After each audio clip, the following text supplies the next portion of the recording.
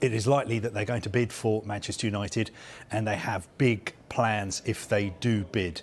They are ready to spend big on the team, they are ready to spend big on the stadium, and they are also ready to spend big on the city, the area around Old Trafford.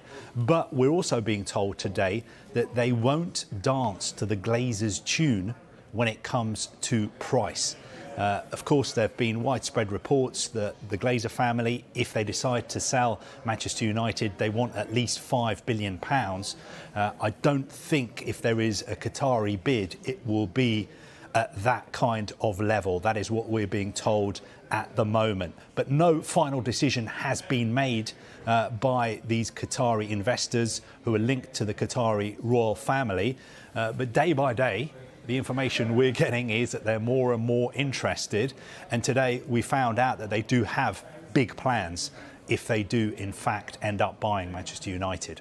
Those plans sound familiar. Are they trying to be like City, the noisy neighbours? I thought you might ask me this question. They do. They sound very similar to what Manchester City's Abu Dhabi owners have done at Manchester City, because, of course, Manchester City not only an incredible, fantastic football team, but a lot of work has been done on the area around the Etihad Stadium. The stadium itself has been developed. A whole sports city has been built in that part of Manchester.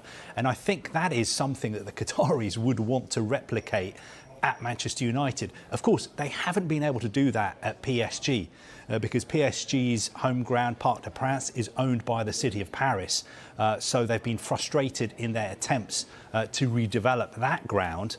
But if they were to buy United, I think, you don't need me to tell you, they have the money to make a big impact on the pitch, in the transfer market, but also restoring Old Trafford to its former glories, and also spending a lot of money on the training ground as well.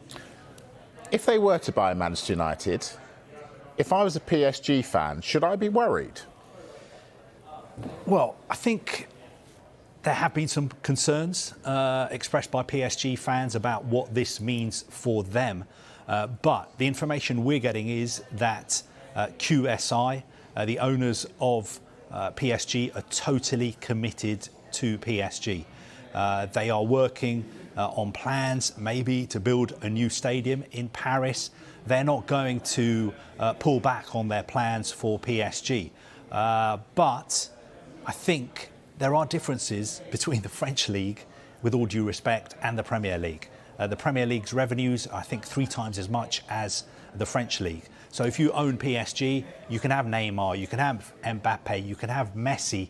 You don't have a Premier League club. And I think that is what the Qataris want, to build on what they see as the success of the World Cup.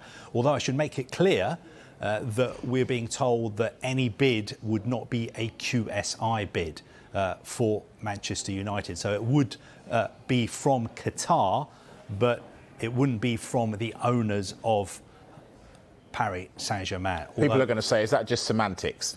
Well, a lot of people will say that, look, nothing happens in Qatar without the say-so of the Qatari government and the Emir.